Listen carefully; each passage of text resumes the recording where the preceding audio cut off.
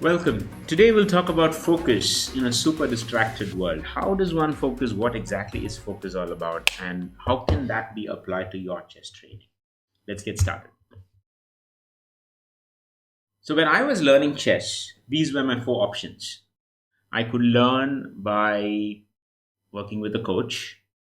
I could learn by actually going to many tournaments. I could learn in a social setting by playing with many friends and acquaintances. Or I could learn by learning from books. Now, each one of them had its own problems and constraints. For example, coaching was very hard. The reason being, finding a coach to whom you could actually either have them visit you or you could go there was very, very, very, very rare. There were not many coaching academies. In fact, there were none. There were individual coaches with whom probably you could just get a class or two. And add to that, it was expensive, which was something that I couldn't afford at that point of time. So, coaching, except for a couple of sessions with one or two coaches who just share their thoughts about chess, I've never had the luxury of having a dedicated coaching and training. Tournaments was definitely a way in which I learned, but tournaments were constrained in that there would be only a possibility of maybe one tournament or two tournaments in a month, and you would end up getting the same set of people again and again. So you'd almost form this group of people who would end up being friends. Was a wonderful way, given that there were no internet and TV those days. It was a wonderful outlet, especially during summer camps or summer holidays. And then books. Even though you might think books are ubiquitous today, but not so much. Finding a chess book was super duper hard. So the one chess book that I had was something that my cousin gave me by xeroxing it from a library book from IIT Madras, which had old convention. It was not the current algebraic e4, e5, but it was actually king pawn 4 and king pawn 5.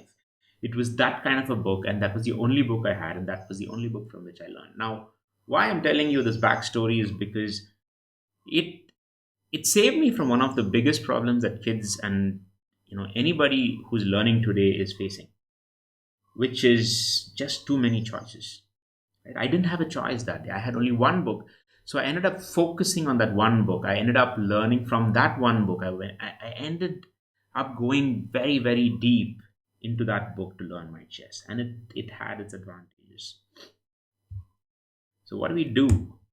Today's world is very different. Today's chess is about portals online. There's Lichess, ChessKit, Chess.com, Step Chess, and I'm sure there's many, many, many more that I'm not aware of.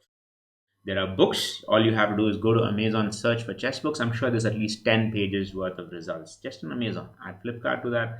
Go to esoteric chess websites, and I'm sure you'll find a ton of books.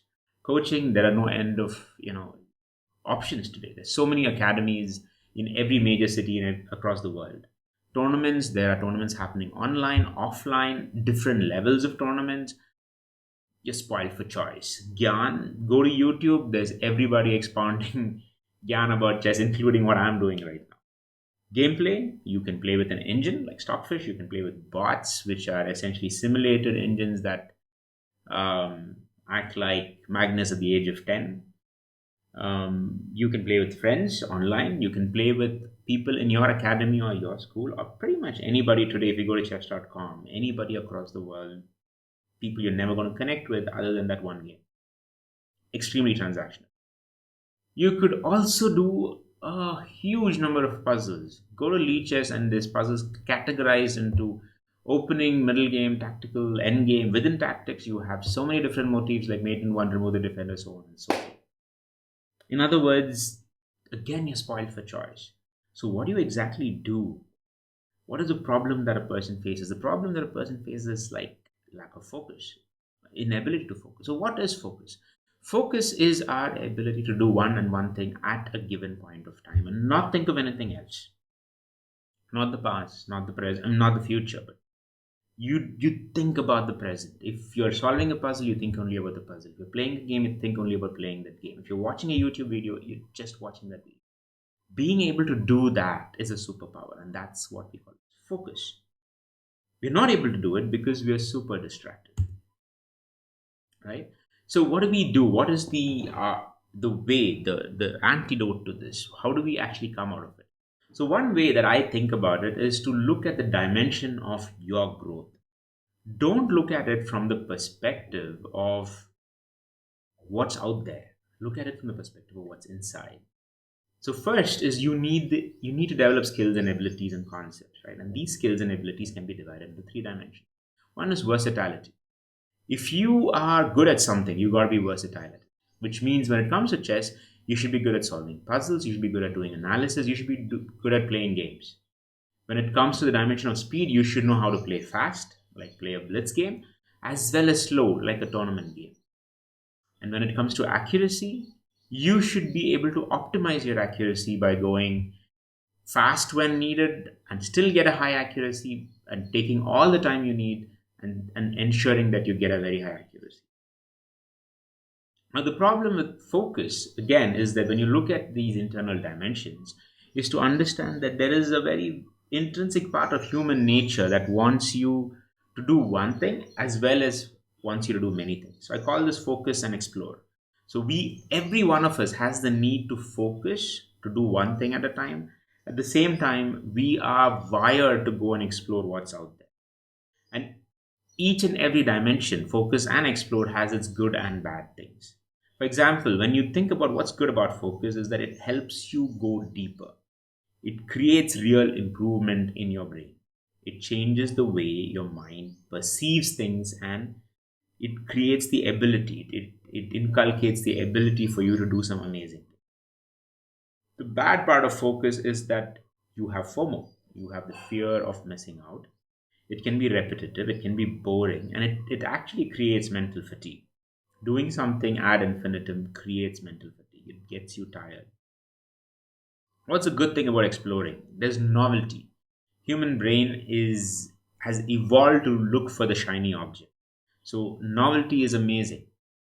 Curiosity is something that's inborn. We are curious about what's out there. Mm, that's where you have terminologies like YOLO, which says you live only once, so why not be curious about it and go and search for experiences and adventure. The bad thing about being in this particular mode is that it can leave you very shallow. It can leave you very insecure because you're not really confident about what you have learned, what you have really explored. You know that you've done a lot of stuff, but have you achieved the level of confidence that can turn it into something real? Maybe not. So, what do we do? I want you to focus on the first table, which is on the left, which is exactly what I just told you. That is the nature of focus and explore. Now, whenever somebody says, I want you to learn how to focus, our mind thinks, man, we got to go into that 100% good zone of focus and forget about everything else. Now, that doesn't work. In reality, that never works. It's impossible for somebody to just do one thing and only one thing for a long period of time without having to go and explore and without having to see all the other facets of life. Life is multidimensional. So, a better goal to start off with would be to do something like what's on the right top, which is 80% focus on the good zone, but also accept that sometimes you will feel bored, you will feel fatigued, you will feel that it's repetitive. Accept it. It's how it works. Spend 10% of your time exploring new things because it is something that can be done at the surface level. You do not have to go very deep into it, you do not have to spend a lot of time into it. You can just spend some time exploring. And every now and then you are going to be faced with the problems of feeling insecure and shallow about it, but that number is going to be so small, minuscule, you're not even going to worry about it. So, what's this table in the bottom right? That's just one example of probably where you are right now, which means your goal should be to say, not to get to 80%, but to say, how do I improve my good focus? How do I reduce the bad effects of focus? How do I reduce in case the explore is too high? You're spending too much time looking at all the YouTube videos in the world and exploring a bunch of stuff. Then maybe you want to reduce that a little bit. Right? This is how you should design your training. So, for example, how do you improve good focus? Pick one dimension each day, or each week, or each month, or each year, whatever the time horizon. Pick one dimension. For example, it could be puzzles, it could be gameplay, it could be tournament, depending on your evolution as a player. and then decide to figure out the habits, the routines, and the work ethic that you need in order to maximize that one dimension, in order to make it better. Don't worry about optimizing it maximum.